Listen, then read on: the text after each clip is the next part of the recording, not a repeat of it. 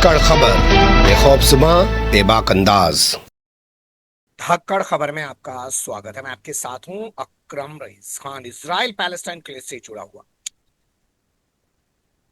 धाकड़ खबर में आपका स्वागत है। मैं आपके साथ हूं अकरम रईस खान। वैश्विक हलचल, जी हाँ, वैश्विक हलचल का वो ताजा बुलेटिन लेकर एक बार फिर से आपके सामने हाजिर हो चुके हैं, जिसमें बात करते हैं देश दुनिया ही नहीं, गाजा, फिलिस्तीन, इसराइल, ईरान, लेबनान, सीरिया, रूस और यूक्रेन की खास तौर पर। और इसके अलावा बहुत सारी खबरों से आपको विशेष रूप से भी कराते हैं अवगत, क्योंकि इन तमाम मुद्दों पर बात करने के लिए हमारे साथ जुड़ जाते हैं रोजाना कृष्ण खान जी यानी के जी, जो भारतीय वायुसेना के रिटायर्ड ऑफिसर हैं और जियो पॉलिटिक्स पर वाकई में अपनी पैनी ही नहीं गहरी नजर भी रखते हैं।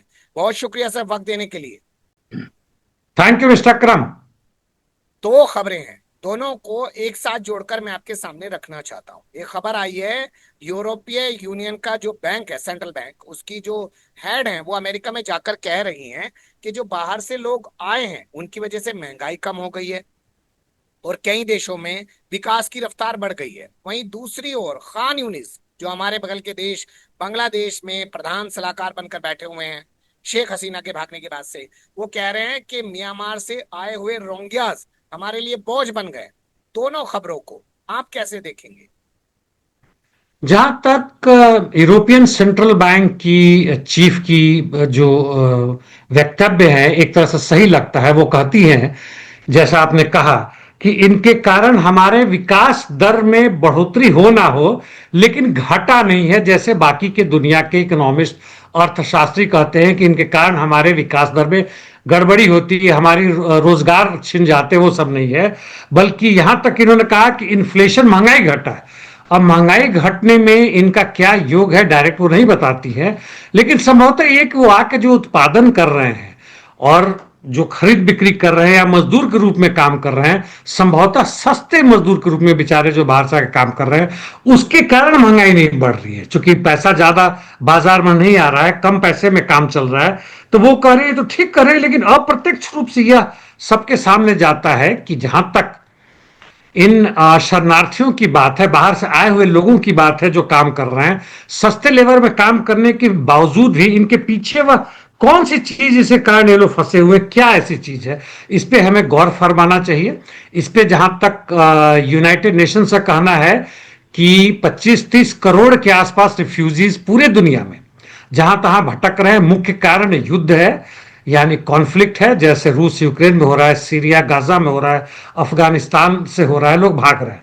ये सब तो एक प्रमुख कारण है। दूसरा, जो कम वो कहते हैं लेकिन बड़ा प्रमुख है मेरे हिसाब से, वातावरण में जो परिवर्तन आ रहा है, इसके कारण समुद्र से सटे हुए तट हैं, वहां खारा पानी आता है, उपजाऊपन कम हो रहा है। हमारे मध्य प्रदेश में ऐसा गड़बड़ हो रहा है, बिहार में गड़बड़ हो रहा है, और किसानों को नहीं मिल रहा है तो भाग रहे हैं, देश के अंदर देश के बाहर। जहां तक बांग्लादेश की बात है, तो ये जो चीफ सलाहकार हैं आपके, एक तरह से कहें तो सही ही कह रहे हैं। लेकिन दूसरी बात यह जो मुख्य रूप से जिस पर मैं कह रहा हूं, जो सहमत हूं, कह रहे हैं कि इतनी भारी मात्रा में जो आ गए हैं, जो म्यांमार यानी बर्मा से भगाया गया है, उन्हें लाया गया है, करीब 13 लाख लोग हैं। यह बहुत भयानक होता है। और इसकी समस्या का समाधान केवल बांग्लादेश अकेले नहीं बल्कि अंतर्राष्ट्रीय स्तर पर किया जाए, यानी यूनाइटेड नेशंस करे। और यह जो है सो 8वीं एनिवर्सरी है जबकि बांग्लादेश में मास स्केल पर रोहिंग्या के लोग, औरत, मर्द, बच्चे आने शुरू हो गए थे वहां पर जब जनसंहार शुरू हुआ था उसके बाद से। और उस एनिवर्सरी पे कह रहे हैं, तो ये भगा नहीं रहे सीधे के सीधे। कुछ हद तक मैं इनका समर्थन नहीं कर रहा हूं, लेकिन कुछ हद तक ये सही कर रहे हैं कि मैं इस तरह से उन्हें भगा के, बेघर करके, इनका रोजगार छीन के नहीं, बल्कि एक सही तरीके से बर्मा से संधि हो और अंतर्राष्ट्रीय कम्युनिटी दबाव डाले कि ताकि इज्जत के साथ वहां सुरक्षित होकर काम करने लायक बन के वहां पर वापस जाए। और यह पूरी दुनिया के लिए मेरे हिसाब से सही बात है। जी, देखते हैं क्या और किस रूप में कहानी आगे बढ़ती है। अब रुक कर लेते हैं इंडोनेशिया का। यहाँ सांसदों की तनख्वाहों में क्या इजाफा हुआ कि जनता सड़क पर उतर गई? अरे अपने माननीयों को अगर कुछ दे रही है वहां की सरकार, तो क्या कोई जुल्म कर रही है? ये सांसद दुनिया भर में, चाहे भारत क्यों ना हो, अपने इन्होंने वेतन, भले ही 3 महीने के लिए सांसद रहे हो या एमएलए रहे हो, अपने वेतन इन्होंने 3 गुना 5 गुना बढ़ा लिया, बहुत जबरदस्त बढ़ा लिया। आम आदमी पार्टी ने भी पूरी कोशिश की थी उस समय, चूंकि इनकी सत्ता, बिल पास होना था गवर्नर से, जो कि सेंट्रल गवर्नमेंट के अंदर आते, नहीं किया था। ये भी अपना दुगुना करना चाहते हैं। शुरुआती दौर में इन्होंने कहा था कि एक पैसा भी नहीं बढ़ाएंगे। मैं एक उदाहरण बताना चाहता हूं यहाँ पे, जकार्ता यानी जो इंडोनेशिया में हो रहा है उसके अलग हमारे झारखंड में एक एमपी होते थे, जी। और मार्क्सिस्ट कोऑर्डिनेशन सेंटर एमसीसी के नेता थे, माओइस्ट नहीं, मार्क्सिस्ट कोऑर्डिनेशन सेंटर के नेता थे AK रॉय। और ये 6-7 बार एमएलए और एमपी बने हैं। इन्होंने कोई भी धन लेना वहां से मनाही कर दिया कि मैं केंद्र से नहीं लूंगा, 1 रुपया कुछ लेना पड़ता है वो था, और घर और बाकी सुविधाएं भी नहीं लेते थे। कहते थे कि जब आम जनता भूखी रह रही हो, मैं 7-7 बार का पे लूंगा, 7 बार का पेंशन लूंगा, ये सारी सुविधाएं लेंगी तो हम खाक के लिए मतलब बने हुए कम्युनिस्ट। और यहां पे जहां तक आपने जकार्ता की बात की, जहां पे इनका जो बढ़ाया गया है वह $3075 वेतन नहीं बढ़ा गया, घर के लिए सुविधा के लिए, ताकि लोग अच्छा घर ले सके, इतना किया गया। यानी तकरीबन यह ये वहां के सारे एमपी 580 हैं, तो इतना गुना कर लीजिए कितनी भारी संख्या में वहां पर चला गया है। और उदाहरण के लिए वहां से कैलकुलेशन मैंने एआई से ढूंढा, तो वहां का जकार्ता जो कि एडवांस शहर है, वहां का मॉडर्न है, वहां का कैपिटल है, वहां का जो मिनिमम वेजेस है उससे 10 गुना है इनका प्रति महीना। पूरे इंडोनेशिया के ले लें तो तकरीबन 30 गुना है या 20 गुना कम से कम है। तो ये मजाक बन रहा है कहीं के भी हो, इनको तो लात मार के भगा देना चाहिए। तो केवल आंदोलन कर रहे हैं वैसे पुलिस लठिया रही है इनको। जो मेंबर अश्रु गैस, वो वाटर कैनन, बेद, वो सब जारी लगा के इनके आंदोलन को तोड़ने की पूरी कोशिश कर रहे हैं। जी। अच्छा, जैसे आपने कहा कि सांसद और एमएलए पूरी दुनिया के एक जैसे हैं, वैसे लगता है पुलिस भी पूरी दुनिया की एक जैसी ही है सर। इसमें कोई संदेह नहीं। देखिए, जो सत्ता है, राज्य है, पावर है, स्टेट पावर है, चाहे उसका जुडिशियरी हो, मीडिया हो, यहां तक कि कंट्रोल्ड सोशल मीडिया हो, पुलिस प्रशासन, गुप्तचर विभाग, जितने, यह सब बड़े बड़े पूंजी के हित में काम करते हैं। बीच बीच में चेहरा को दिखाने के लिए, भाई हम तुम्हारे लिए भी हैं। लोअर लेवल पर मान लीजिए आपके हमारे में लड़ाई होती है, तो एक सही जजमेंट वर्डिक्ट होगा और दुनिया चिल्लाएगी, यहां तक कि जितने भी लिबरल्स हैं, वो तथाकथित वामपंथी, कि देखो भैया कितना जजमेंट, कितना बढ़िया वर्डिक्ट ना दिया, पुलिस और ये ना रहते तो दुनिया में क्या होता है। लेकिन जहां मुख्य मुद्दा आता है, चुनावी मुद्दा आता है, वहां पे राम मंदिर की बात आती है, वहां पे एक और बड़ा मुद्दा आया था सुप्रीम कोर्ट के पास कि यह जरूरत से ज्यादा मुनाफा कमा रहे हैं, तो सुप्रीम कोर्ट ने कहा था कि मुनाफा नहीं कमाएंगे तो वेतन कहां से देंगे, मजदूरों के पैसा कहां से देंगे, जो कि बिल्कुल गलत है। वह वेतन देने के बाद से, उनकी मजदूरी देने के बाद से वह मुनाफा कमाते, उससे अलग चीज है, बिल्कुल अलग चीज है। यह चूंकि डीप इकोनॉमी की बात, इसलिए मैं बातें नहीं करूंगा, लेकिन दोनों में अंतर हमें समझना चाहिए। सुप्रीम कोर्ट ने गलत आधार पर गलत वर्डिक्ट दिया था। जी, बिल्कुल सही बात है। और हमने कल देख लिया कि दिल्ली हाईकोर्ट कह रहा है कि नहीं, मोदी जी की डिग्री चुनाव आयोग दिखाने का, सार्वजनिक करने का आदेश नहीं दे सकता है दिल्ली यूनिवर्सिटी को। उधर वो बैकेट भी कह रहा है कि आदित्यनाथ योगी की फिल्म पर जो रोक लगी हुई है, तथाकथित रूप से उसे हटाया जाए। इसके अलावा हमने देखा कि कैसे आज सुभाष और भारद्वाज के घर पर ईडी पहुंच गई। कल टीएमसी के एक विधायक को ईडी ने उठा लिया, और 2 दिन पहले कर्नाटक में भी कांग्रेस के एक विधायक को ईडी उठाकर ले गई है। लेकिन खबरदार, अगर कोई बीजेपी या एनडीए के किसी विधायक या सांसद की तरफ ईडी ने देखने की भी कोशिश की, क्या होगा आप जानते हैं। खैर, अब रुक कर लेते हैं भारत और पाकिस्तान के बीच चल रही तनातनी से जुड़ी खबरों का। यहाँ जो पहला अपडेट है वो धमाकेदार है, ट्रंप के हवाले से है। पाकिस्तान कहता था कि उसने 5 जहाज गिरा दिए, लेकिन ट्रंप तो 2 कदम आगे जाके कह रहे हैं 7 जहाज गिरे थे, परमाणु जंग होने जा रही थी, मैंने टैरिफ की धमकी देकर दोनों देशों को लड़ने से रोक दिया। अब ट्रंप महान की जहां तक बात है, ट्रंप जो मर्जी आता है बोलते हैं। 7 जहाज अब एक देश का है, दोनों देश का है। जहाजें तो गिरी हैं दोनों तरफ के डिफेंस सिस्टम भी मारे गए हैं, ड्रोन से भी भारी हमले हुए दोनों तरफ, वो चीजें हुई हैं। और भारत ने कोशिश की थी कि चौथे दिन, अंतिम दिन जो युद्ध का था, कि पाकिस्तान के परमाणु जो फैसिलिटीज है उसको बर्बाद किया जाए। हालांकि कुछ भी ये कर नहीं सके। मीडिया ने तो खैर, वो तो इस्लामाबाद तक हमने कब्जा कर लिया था, वो अलग बात है। और ट्रंप कितना कह लो, कुछ भी कर लो, ट्रंप ने लगता है कि मध्यस्थता में भाग ली है, कम से कम बात तो जरूर किया, दबाव डाला है। लेकिन ये मेरे समझ में नहीं आ रहा है जो ट्रंप कर रहे हैं कि पहला दिन तो भारत ने पाकिस्तान के आर्मी ठिकानों पर कोई आक्रमण नहीं किया, क्योंकि यह भारत की आर्मी ही कह रही है कि हमने उसको नहीं किया था, ताकि पाकिस्तान को मौका ना मिले कि हम पे रिटेलिएट करे। नंबर टू, हमारे विदेश मंत्री ने कहा था कि भाई हम पहले ही बता चुके थे उनको, वैसे ही जैसे ईरान ने पहले अमेरिका को बता दिया था कतर में आक्रमण करने के पहले।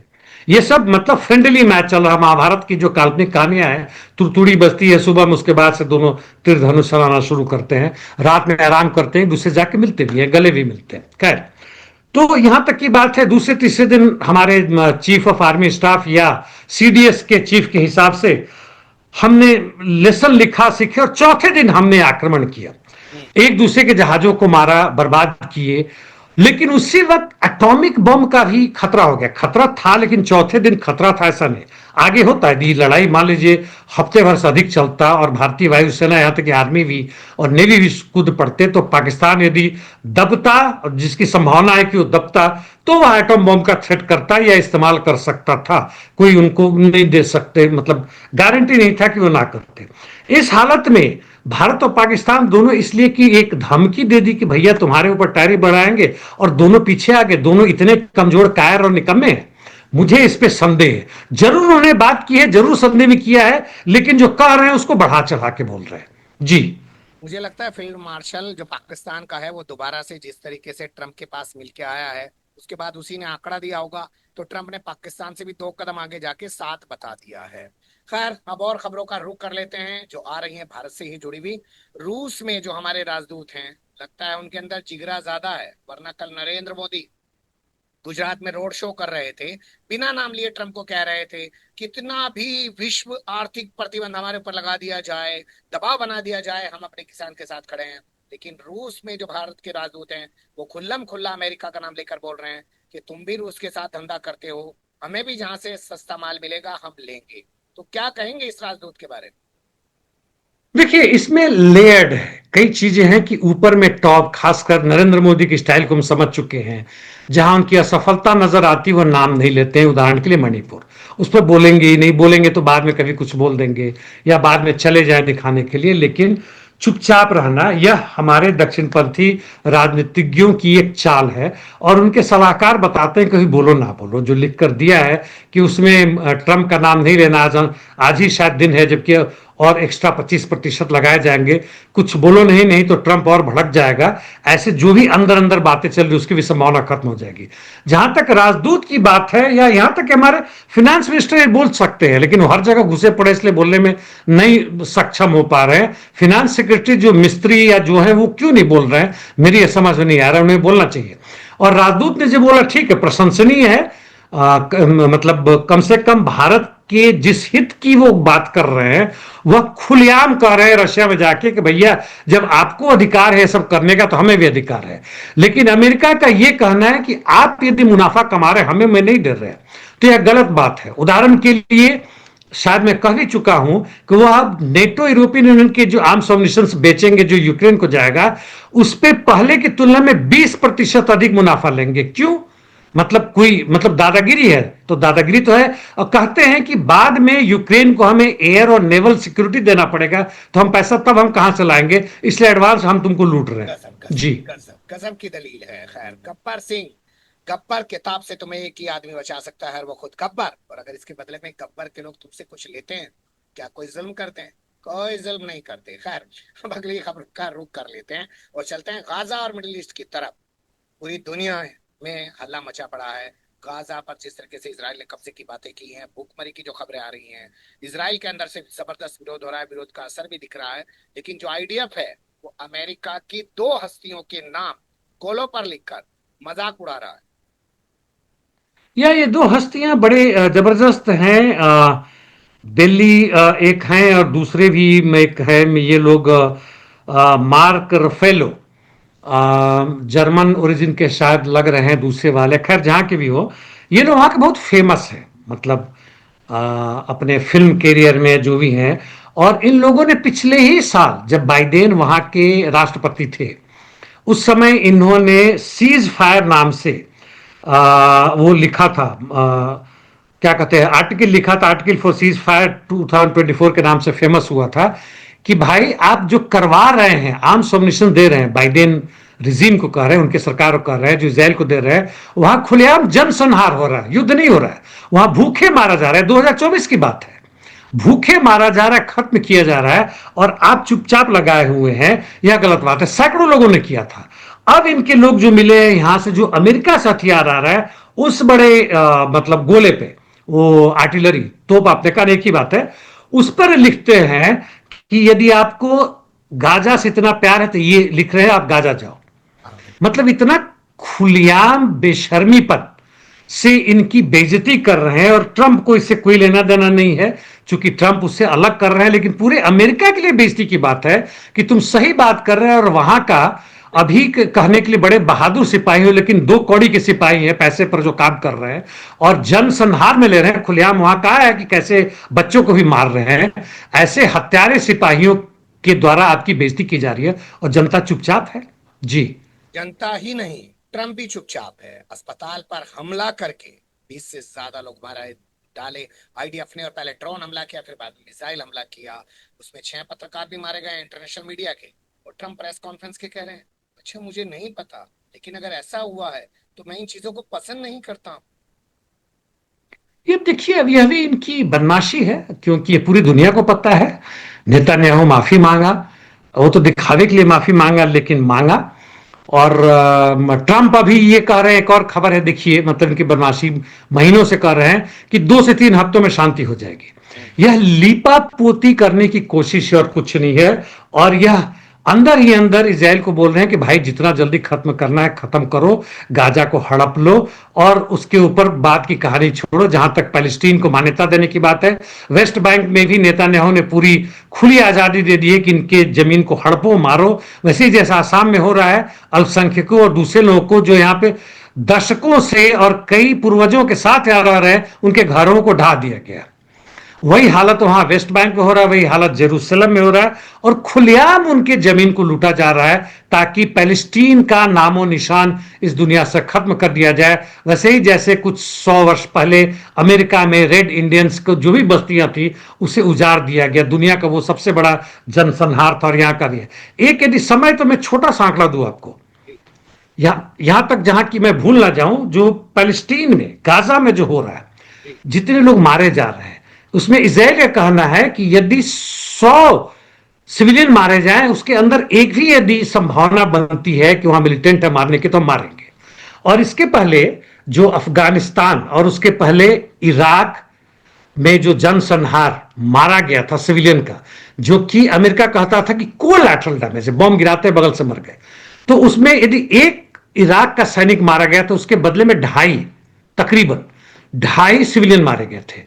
रूस जो यूक्रेन में कर रहा है, हमने कई बार बातें की कि हंगामा हुआ है, रूस का यदि जो यूक्रेन में मार रहा है तो वहां का 2.5, ठीक उल्टा, 2.5 फौजी मर रहा है तो एक सिविलियन मर रहा है। इजराइल जो कर रहा है वो एक मिलिटेंट, उसके हिसाब से मानते एक मिलिटेंट है तो 7 सिविलियन मारे जा रहे हैं। यानी इन सब हत्याओं का 4 गुना ज्यादा यहां पे हो रहा है खुलेआम। और ये अमेरिका, जर्मनी, ईस्ट यूरोप वगैरह जितने भी हैं सब खामोश है। जी। लेकिन ब्राजील खामोश नहीं है। ब्राजील को नापसंदीदा क्यों घोषित किया जा रहा है सर इसराइल में? नहीं, ब्राजील ने अच्छा काम किया। ब्राजील ने पहले भी अपना जो राजदूत है इसराइल में, आई थिंक पिछले ही वर्ष के लास्ट में वापस बुला लिया था। अभी तक कोई नया राजदूत नहीं रहा है। इनका नया राजदूत बनाते, इनको मानते हैं एक मतलब ऑफिशियल, इनफॉर्मल या फॉर्मल, फॉर्मल ही कहे, एक कागजी कार्रवाई थी जिसे कहते हैं कि आप हमारे देश के राजदूत हैं और आपकी ये सब सुविधाएं होती है। इन्होंने मना कर दिया कि आप जाए, और इसके बदले में इनके नेता लूला डी सिल्वा को इसराइल ने कहता है कि non grata, persona non grata, यानी आप हमारे लिए कोई नहीं है, कोई अंतर नहीं पड़ता। इन्होंने अच्छा काम किया है। जी। अगली खबर का रुख कर लेते हैं जो हमारे पास आ रही है अमेरिका से जुड़ी। लेबनान से कह रहा है अमेरिका, हिजबुल्लाह हथियार डालने में अगर तुम्हें कोई मदद चाहिए तो हम तैयार हैं। इसमें 2-3 बातें। एक तो लेबनान सरकार ने हिजबुल्लाह से कहा कि तुम हथियार डाल दो, एक कोशिश की थी, ये लोग घुसे थे कहीं पर और सारा एक्सप्लोड हुआ, उसके बाद से कार्रवाई बंद है। जो हिजबुल्लाह और आईडीएफ यानी इसराइल के बीच में संधि हुआ था उसमें साफ था कि दक्षिणी लेबनान में 5 जो गांव है जो ऊपर है जहां से कि ये तोप लगा के लेबनान में बार बार गोलाबारी करते रहते हैं, यूएवी और यानी ड्रोन्स और एयर स्ट्राइक तो अंदर करते हैं, यहां पर लगातार करते रहते हैं, वहां से हटेंगे, ये लोग नहीं हट रहे। अमेरिका ने कहा है कि लेबनान सरकार ने अपनी कार्रवाई शुरू कर दी है, आप भी पीछे हटे, लेकिन ये लोग हटने को तैयार नहीं है। इजरायली सेना कहीं से भी हटने को तैयार नहीं, जहां भी घुसी वो सीरिया हो या जहां भी हो। तीसरे, हिजबुल्लाह के जो सेक्रेटरी जनरल हैं उन्होंने साफ कर दिया है कि हथियार देने का मतलब आत्मरक्षा का हमारा अधिकार खत्म हो जाएगा, हम नहीं हटेंगे। और इसराइल ने कहा है कि यदि हिजबुल्लाह अपने आर्म्स ऑपरेशंस नहीं छोड़ता है तो लेबनान सरकार के साथ हमें बुलाओ, हम आके करेंगे, हम उनको हटाएंगे, यानी खुलेआम युद्ध की धमकी दे रहा है। तो हिजबुल्लाह सही काम कर रहा है कि जो भी बचा हुआ हम लड़ के मरेंगे, बिना लड़े हुए मरेंगे, उस कायरतापूर्ण चीज के लिए। आज ना मरे कल तो ये मारेगा ही, इसमें निश्चित है पूरा लेबनान पर कब्जा करना है, ग्रेटर इजराइल के अंदर वो आता है। इसलिए अच्छा है, मैं इनकी प्रशंसा करता हूं कि ये लोग अपना हथियार नहीं डाल रहे हैं, आत्मसमर्पण नहीं कर रहे हैं, वैसे ही जैसे कि अर्जेंटीना के प्राइम मिनिस्टर ने कर दिया नागोर्नो कराबाख लेकर। जी बिल्कुल सही आप कह रहे हैं। अगली खबर का रुख कर लेते हैं जो आ रही है ईरान से जुड़ी। लगता है आपको जिनेवा में E3 से जो बातचीत करेगा ईरान, अब उससे कुछ राह हमवार हो पाएगी? मुझे लगता है कि E3 E4 मतलब फ्रांस, जर्मनी और यूके के अलावा जो इटली आ जाता है, और यहां तक कि बाहर से अमेरिका जो दबाव डाल रहे हैं, ईरान की थोड़ी ताकत की कमी हो रही है, रशिया पूरी तरह से समर्थन नहीं दे रहा है, नॉर्थ कोरिया का समर्थन उतना महत्वपूर्ण नहीं हो पा रहा है कि वो अपने पैरों पर खड़ा हो।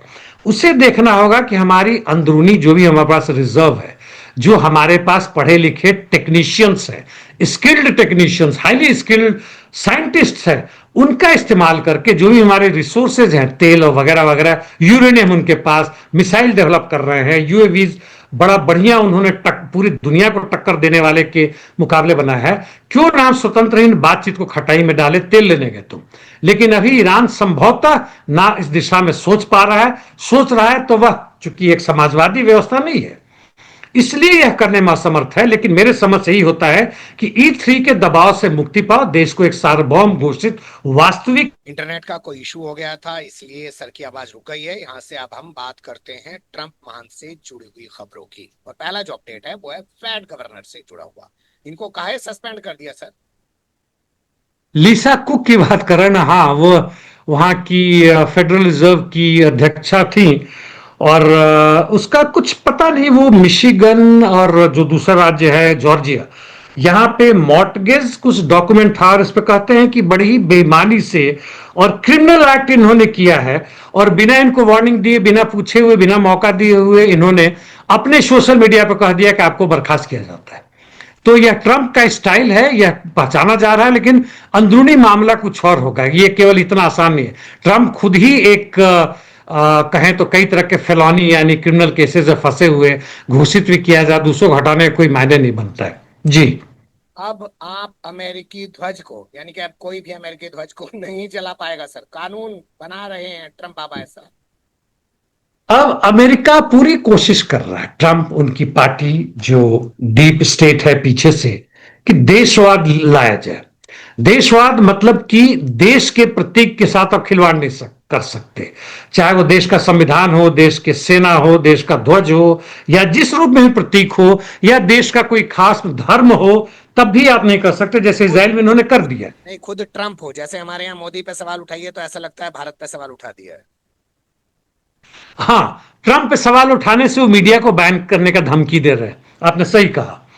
तो इस हिसाब से उन्होंने जो किया है, हालांकि वहां पे सुप्रीम कोर्ट का ऑर्डर है 1989, उनका जो अमेंडमेंट फर्स्ट है, वह कई तरह के अधिकार वहां के आम जनता को देता है, और उसको बदलने की फैसिलिटीज एक प्रेसिडेंट में नहीं, वहां पे वह देता है आपको बोलने का अधिकार, वह देता है झंडा जलाने का अधिकार, राष्ट्रीय झंडा स्पेशली लिखा हुआ है। हालांकि उस समय के सुप्रीम कोर्ट के चीफ जस्टिस ने कहा था कि इससे अव्यवस्था फैल सकती है, लोगों में लड़ाई हो सकती है, लेकिन चूंकि अधिकार दिया गया इसलिए अधिकार है कि आप हमारे देश की राष्ट्रीय ध्वजा को जला सकते हैं।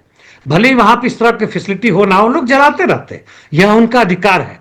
अब ट्रंप उस पर चोट कर रहे हैं वहां पे जनता, और कह रहे हैं कि 1 साल की जेल की सजा होगी यदि आप इस झंडा को जलाएंगे। तो हो सकता है अगली बार बाइबल का आ जाए, अगली बार इस तरह से वो वहां के संविधान के ऊपर आ जाए, आर्मी के ऊपर क्वेश्चन करे और ट्रंप के ऊपर क्वेश्चन करे, जैसे आपने कहा। लेकिन मुझे उम्मीद है कि सुप्रीम कोर्ट में मसला फिर जाएगा, और संभवतः ट्रंप का, संभवतः मैं इसलिए कह रहा हूं कि ट्रंप के ने ही कई सुप्रीम कोर्ट के जजों की बहाली की है, तो वो खिलाफ ना जाए। तो जनता यदि नहीं उठती है, वह नहीं समझती कि छोटे छोटे प्रतीकात्मक जो उनके ऊपर बंधन लग रहे हैं, मुख्यतः उनकी रोजी रोटी और जेब की कमाई को कमजोर करने की कोशिश हो रही है। जी। ये बिल्कुल आपने सही कहा कि जनता को खुद खड़ा होना पड़ेगा, वरना ट्रम्प तो लगता है पूरे अमेरिका को पुलिस स्टेट बनाने पर तुले हुए हैं। उन्होंने नेशनल गार्ड को उतार दिया, उनके हाथों में हथियार दे दिए हैं, तमाम जगह की सिक्योरिटी भी वो अपने पास रखना चाहते हैं। बहुत शुक्रिया सर, आपने वक्त दिया। फिर आपके साथ किसी और मुद्दे पे जुड़ने की कोशिश करेंगे। धन्यवाद। Thank you mister Akram.